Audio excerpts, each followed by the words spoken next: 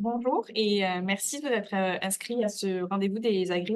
C'est un plaisir pour moi de faire cette présentation aujourd'hui qui est l'aboutissement de 6 mois de travail et plus largement de près d'un an de lecture, recherche, discussion sur le sujet de la représentation de la culture, des cultures au sein de l'agriculture urbaine. Donc sans plus tarder, je vous propose de vous montrer le déroulé de ce séminaire.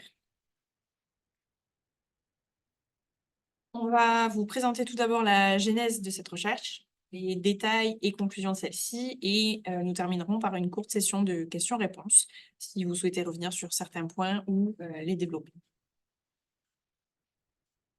Donc, ce qui nous a en fait mené à ces 6 mois d'études sur le terrain, c'est une publication, plus particulièrement la publication d'une note de synthèse publiée en mars 2023 par OLAB.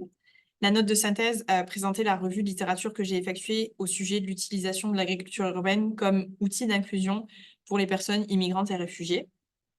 En conclusion de cette recherche, nous avions identifié 4 axes qui sont en fait 4 apports de la pratique de l'agriculture urbaine que vous avez sur la slide.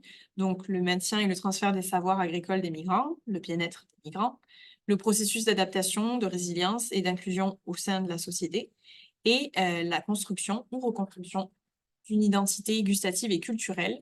On touche ici au domaine de la transformation alimentaire et de la cuisine.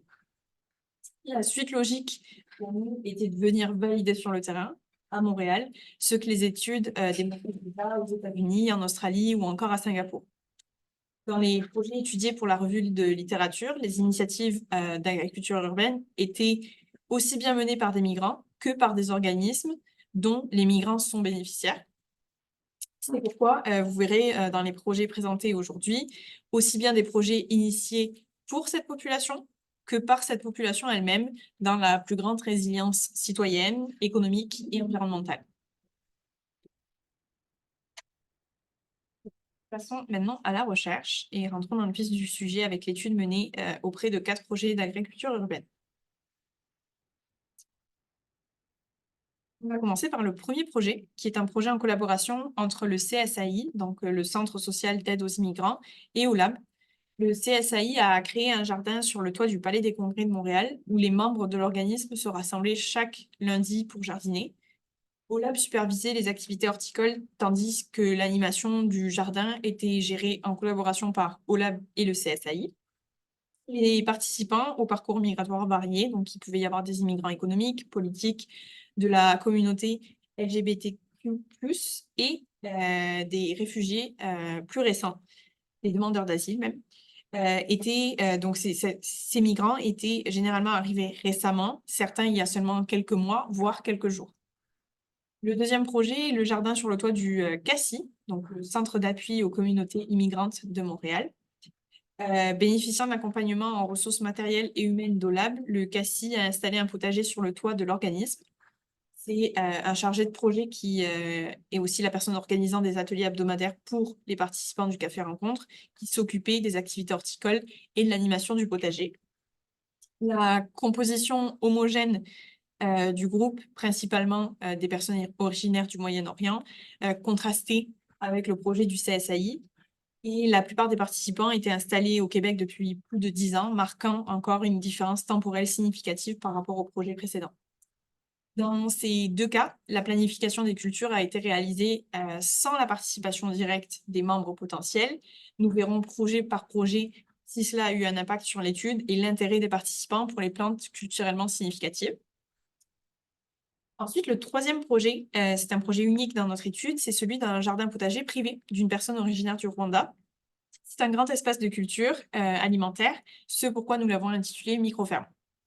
Suite à des échanges avec la table de concertation en sécurité alimentaire de Saint-Léonard, OLAB a intégré le projet de jardin collectif de la coop des voisins de Vieux-Robert à notre étude, en raison de la forte représentation de la population immigrante dans cette coopérative. Le laboratoire en agriculture urbaine de Montréal a animé un atelier axé sur les plantes culturellement importantes pour prospecter l'intérêt d'enrichir les cultures du jardin collectif déjà implanté avec des plantes spécifiques aux cultures présentes dans la coopérative. C'est une étape exploratoire propre à ce projet qui n'a pas été documenté dans d'autres initiatives similaires.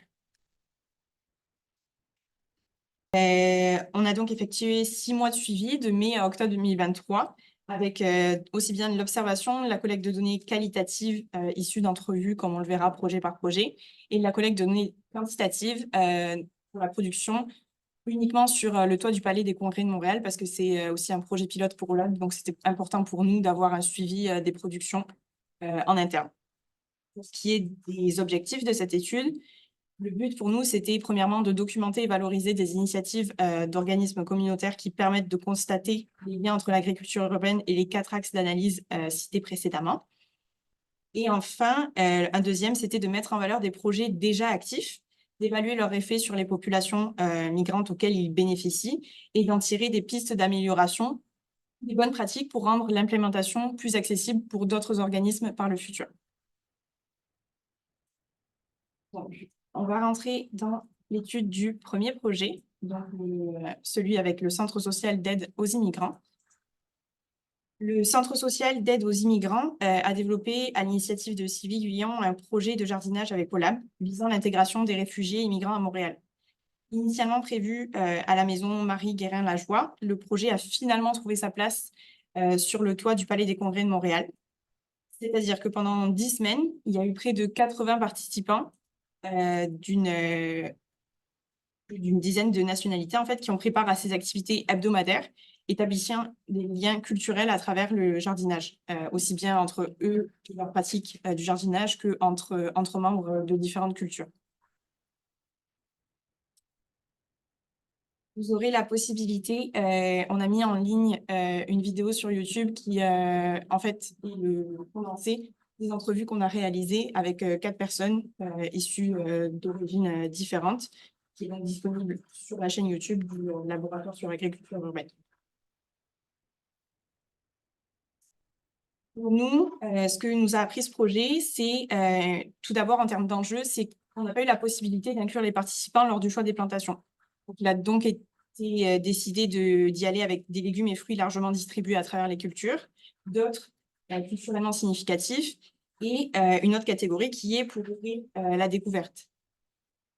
C'est pour nous quelque chose qui est apparu en fait comme une vraie opportunité d'ouvrir à des plantes qui ne sont pas associées à une culture en particulier et justement de proposer à des nouveaux arrivants de découvrir d'autres types d'aliments.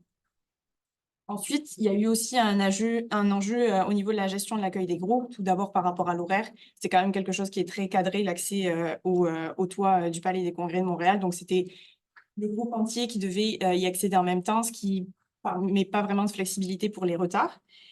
Puis, un autre jeu de gestion, en fait, c'est le fait qu'il n'y ait pas de récurrence dans la venue des groupes ou des personnes dans les groupes. Il y avait une difficulté pour nous avec la compréhension d'une planification saisonnière et étaler des récoltes, ce qui fait que certaines personnes voulaient récolter quelque chose qui n'était pas prêt au moment où ils venaient, dans le sentiment en quelque sorte un peu d'urgence et de frustration de ne pas pouvoir le faire parce qu'ils ne reviendraient pas plus tard. Ensuite, la diversité linguistique a été gérée lors de sessions en français avec des traductions partielles, soit vers l'ukrainien, l'iranien, l'arabe, le russe ou l'anglais, qui étaient aussi complétées par des interprétations non verbales, soulignant la complexité de la traduction lors des animations. Et on le verra aussi pour tout ce qui va être parfois le partage de connaissances ethnobotaniques ou culinaires pour la transformation de ces aliments. Ensuite, si on passe à ce que nous disent les participants, premièrement, on voit que de manière générale, le lien au jardinage évoqué par les participants les relie à leurs expériences passées, qui sont chargées de souvenirs positifs et de nostalgie, offrant en fait aux participants un moyen de connexion avec leur terre d'origine, leurs proches et les savoirs ethnobotaniques qu'ils ont. Et ça fait en quelque sorte de ces sessions de jardinage un espace salutogène au sein de leur parcours migratoire qui, comme on dit, sont parfois très récents et très brutaux dans la manière dont ils se sont dans les différentes étapes d'arrivée au Québec. Ensuite, pour le lien à la cuisine culturelle, les participants ayant un lien au jardinage, donc le passé agraire dont on parlait précédemment, ont aisément partagé leurs souvenirs culinaires culturels, identifiant des plats de leur pays d'origine et ceux qu'ils trouvent et reproduisent à Montréal. En revanche, pour l'une des personnes interrogées, Weaven, dont vous avez le verbatim à l'écran, qui n'avait pas de lien passé avec le jardinage, il nous a mentionné ne pas cuisiner beaucoup et ne pas se considérer comme un bon cuisinier. Donc, on peut se demander aussi s'il y a un lien avec le rapport entre la production et la transformation, le culinaire. Ensuite, un autre élément qui est beaucoup ressorti des entrevues, c'est l'expression d'une surprise et surtout d'une satisfaction quant à l'accessibilité, à la diversité végétale et à l'emplacement urbain de cet espace, illustrant en fait un désir commun issu de cet échantillon d'immigrants, bien sûr, d'accéder à des zones cultivables à Montréal. Cela soutient en quelque sorte toutes les démarches des acteurs de l'agriculture urbaine montréalaise qui souhaitent développer, promouvoir davantage les espaces verts et réévaluer l'utilisation de terrains vacants en centre-ville ou à Montréal en général pour augmenter ces opportunités-là. Ce qui est du projet 20, celui avec le Centre d'appui aux communautés immigrantes de Montréal. Il faut savoir donc que le CACI a été fondé en 1993 et a mis en place un projet de jardinage pour les aînés et les proches aidants avec l'aide d'OLAB. C'est un projet dont les ressources ont été financées par le programme Action Aînés Québec du gouvernement du Québec et qui vise en fait à répondre aux besoins alimentaires des personnes qui en bénéficient tout en brisant l'isolement de la part de l'aspect social en fait de ces ateliers pour les participants. En fait, le potager est installé sur le toit du bâtiment et a accueilli la trentaine de participants des cafés rencontres. Donc, chaque vendredi, il y a des cafés rencontres, ce qui est le lien avec l'aspect social de cette initiative. Et selon le chargé de projet, en fait, le jardin vise à court terme à offrir une activité unique, à moyen terme de répondre aux besoins alimentaires et à long terme de devenir un projet de référence en agriculture urbaine dans le milieu communautaire.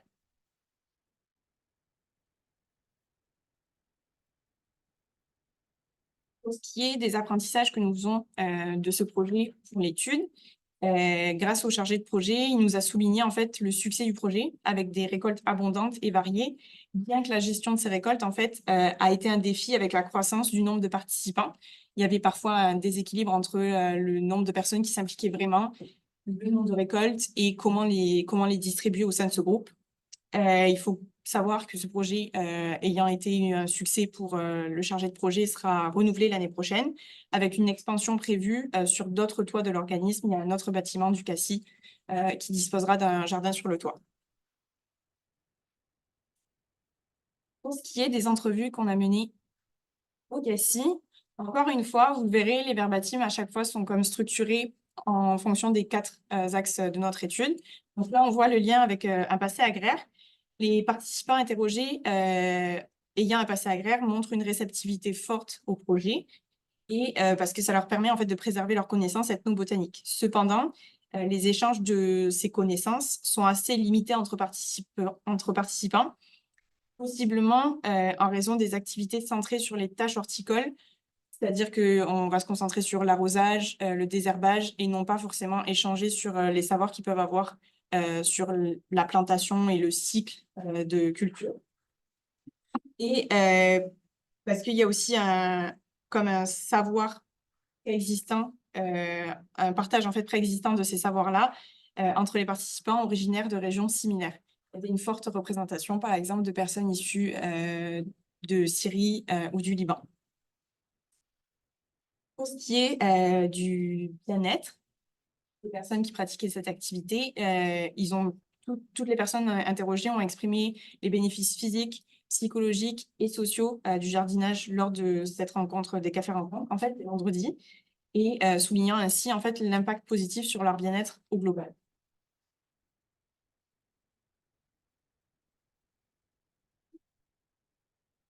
Pour ce qui est de ce qu'on a intitulé ouverture, curiosité et découverte, en fait, les effets d'adaptation et d'inclusion se manifestent indirectement dans nos entrevues, en fait, parce que c'est surtout centré sur la reconstruction d'une identité à travers la cuisine. Il y a 2 comportements distincts qui émergent dans les entrevues. C'est soit l'ouverture à la découverte de nouvelles plantes, comme c'est le cas de Marie-Reine Marie, et L'autre, c'est l'affirmation de son identité culinaire en cultivant des plantes significatives de son pays d'origine et en se concentrant sur ces plantes-là.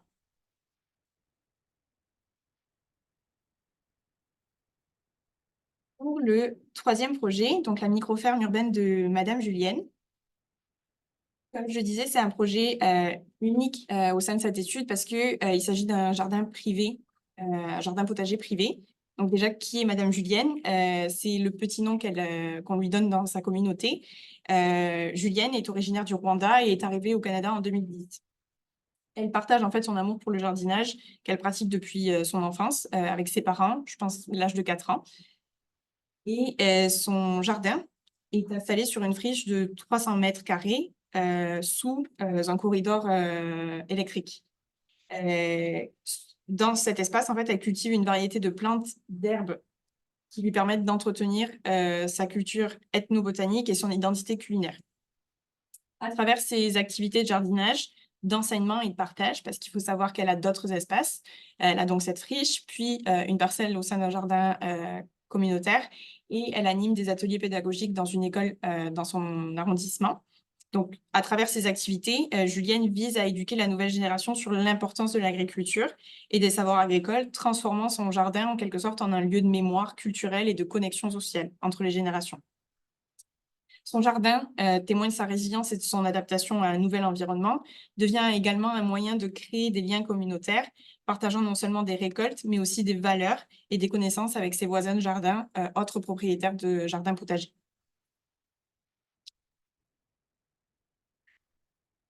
Pour ce qui est de nos apprentissages, avec son potager, on se rend compte que Madame Julienne a transformé un espace vacant en un jardin productif, non seulement pour sa propre alimentation, mais aussi pour enseigner et engager sa communauté.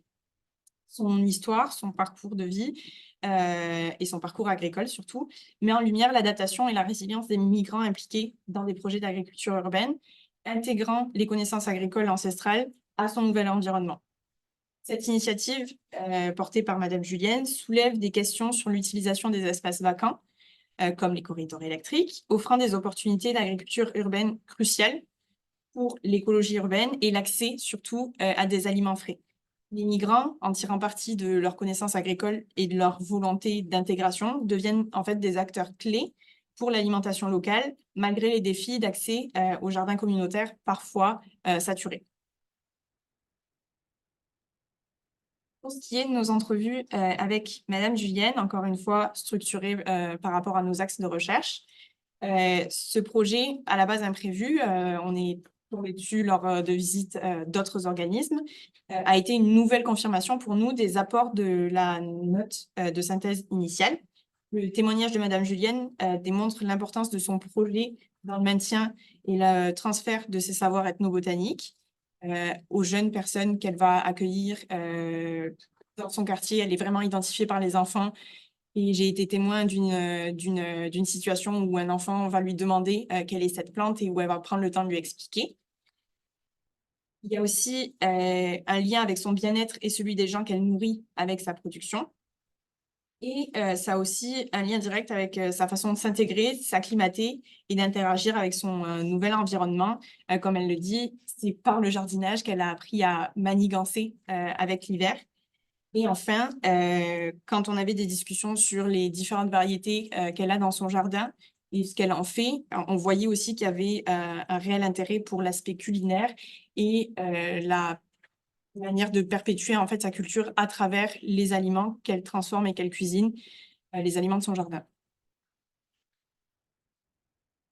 Enfin, pour le dernier projet, celui de la coopérative d'habitation Les Voisins de Vieux-Robert, pour vous expliquer, la coopérative d'habitation Les Voisins de Vieux-Robert a été formée en fait après la démolition d'un ensemble locatif insalubre et abrite aujourd'hui une communauté diverse où 30% des résidents sont nés en dehors du Canada. Le projet de jardin collectif est axé sur le verdissement plus que sur la production alimentaire. Et il est animé par un comité mixte et bénéficie du soutien d'une organisation. Cette organisation, c'est la table de concertation en sécurité alimentaire de Saint-Léonard, qui, elle, promouvoit l'agriculture urbaine et la sécurité alimentaire, particulièrement pour les migrants. C'est avec cet organisme, donc la table de concertation en sécurité alimentaire, que nous avons collaboré pour animer un atelier.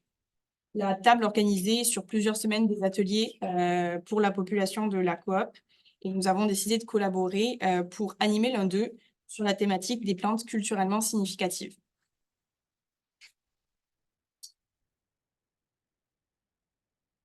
Cet atelier était pour nous un test, une manière de rencontrer un groupe de personnes potentiellement issues de l'immigration et désireuses de développer l'agriculture urbaine dans son voisinage.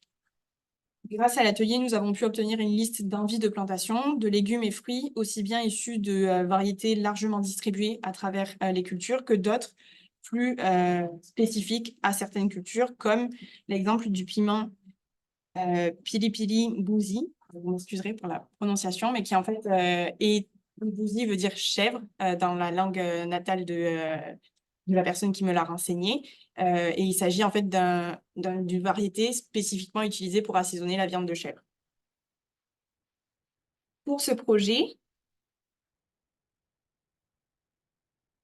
ce qu'on apprend, c'est que les habitants de la coop et les membres du comité jardin sont engagés dans le jardinage, soutiennent l'expansion des surfaces cultivées, mais le projet en fait repose principalement sur une seule personne qui est la présidente du comité jardin, ce qui peut être un défi pour la pérennité du projet, en lien avec la transmission des savoirs ethno-botaniques.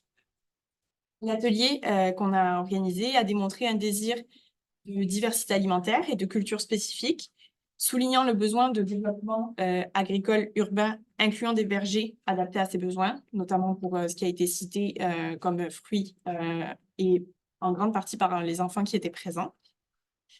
Et l'atelier, en fait, nous a surtout permis de constater qu'au-delà des plantes importantes aux yeux de leur culture, les personnes présentes, en fait, nommaient des variétés qu'ils désiraient voir pousser avant toute autre motivation. Ce qui veut dire que pour nous, c'est comme pour se connecter ou se reconnecter avec une production alimentaire dont le système alimentaire dans lequel ils consomment leur nourriture et leurs fruits et légumes les a détachés en fait de ce lien à la production et à voir pousser les aliments.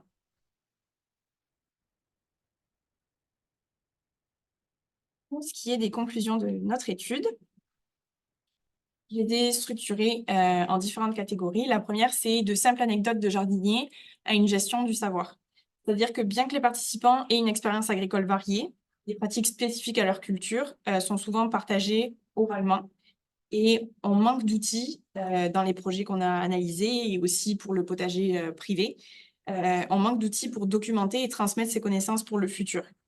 Explorer des moyens peut-être des activités du maillage intergénérationnel, des activités de narration pourraient être cruciales en fait pour préserver ces connaissances, notamment dans un contexte où l'agriculture urbaine est en expansion.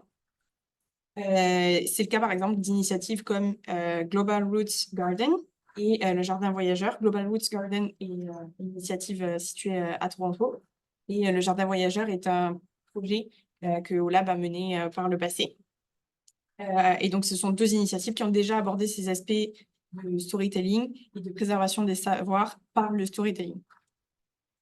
Pour ce qui est de l'activité producteur, l'étude, en fait, nous confirme que la pratique de l'agriculture urbaine est bénéfique pour le bien-être des migrants, illustrée par la joie, la curiosité, les liens sociaux qui se renforcent et la consommation d'aliments frais.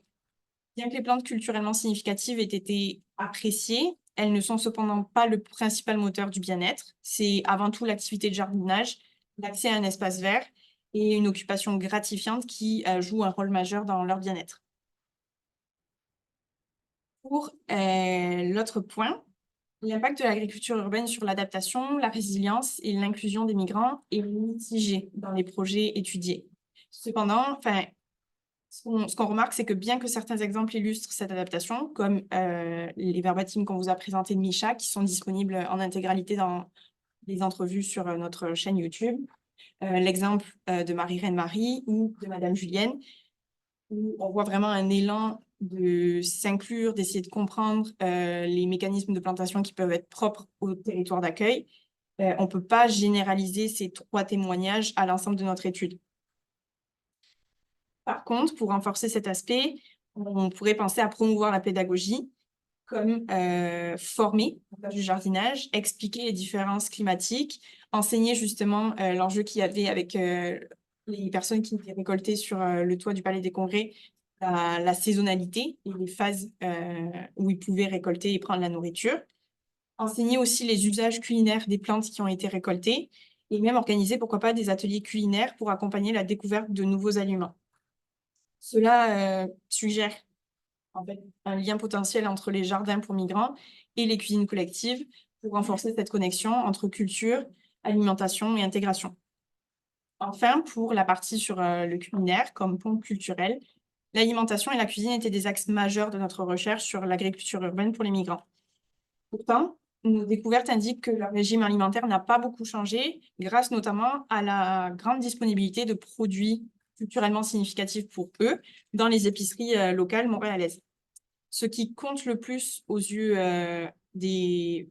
dans la culture des plantes culturellement significatives, en fait, c'est le lien personnel qu'établissent les jardiniers entre la culture, la consommation et la satisfaction de cultiver ces plantes-là dans leur nouvel environnement. En somme, la pratique de l'agriculture urbaine prime sur les plantes culturellement significatives, mais leur valeur dans la recréation de liens avec le passé agraire et dans le partage avec d'autres, comme l'a décrit Micha, ne doit pas être sous-estimée. Enfin, si on pouvait faire une ouverture et comme des pistes pour de prochaines recherches, on aimerait insister sur l'importance de développer des projets d'agriculture urbaine qui incluent les plantes culturellement significatives, en incluant les participants dans leur sélection, tout comme on l'a fait avec le CSAI et le CACI, en incorporant des variétés qui pousseraient les participants à la découverte de nouveaux aliments. Ce type d'initiative ne pourrait en fait que contribuer à un esprit d'ouverture et de partage par l'échange d'informations, de savoirs agricoles et culinaires. Et les échanges culinaires qui pourraient avoir lieu, en fait, pourraient être faits grâce au maillage d'initiatives d'agriculture urbaine avec des partenaires et organismes comme des cuisines collectives afin de lier l'agriculture urbaine culturelle avec la littératie alimentaire et culinaire. Merci beaucoup pour votre écoute.